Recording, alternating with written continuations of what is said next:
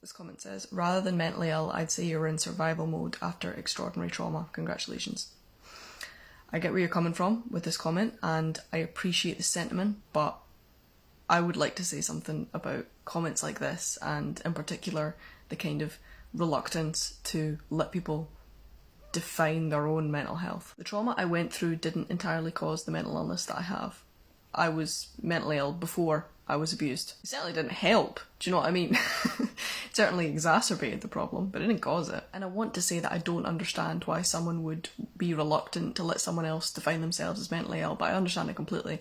There's still a stigma. People still think that in saying I'm mentally ill, I'm admitting to something shameful, and they want to find a way for me to avoid that. But for me, there is no shame in being mentally ill at all. I need a bit of extra support. You know, I've needed things in the past, intervention, both medical and therapeutic.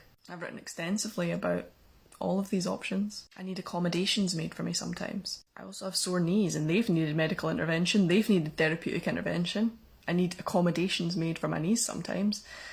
But people don't say to me, oh, you don't have sore knees, you don't have sore knees.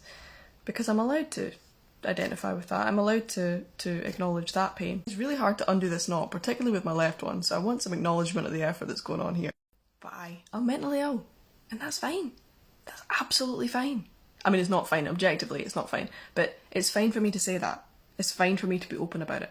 Because the abuse I went through and my mental illness are inextricably linked, but correlation is not causation. And I am so proud of myself for getting through the trauma, but I am more proud of myself for acknowledging that I have had problems with my mental health, for seeking help, for being open about it, for talking to people. Because I can tell you honestly, it is not easy to get to a stage where you are able to be open with your family, friends, your employer, people online. And part of the reason it's not easy is because of the societal stigma. So please, let me be honest about what I'm going through, and believe me when I tell you it. Nobody understands my situation better than me. I've been here the whole time. I have been mentally ill for so long that I am now really good at it. I'm really good at being mentally ill. Because I know when I'm struggling. I can understand when I'm getting low. I can understand how I feel when I'm not well.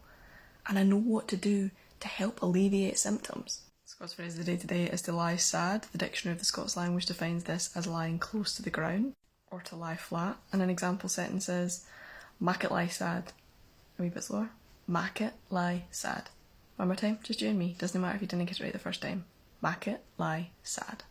I discuss mental illness a lot in my 2 books, which you can order now for the link in my bio. It's so weird to do book plugs, but you know what I mean. This is the world we live in.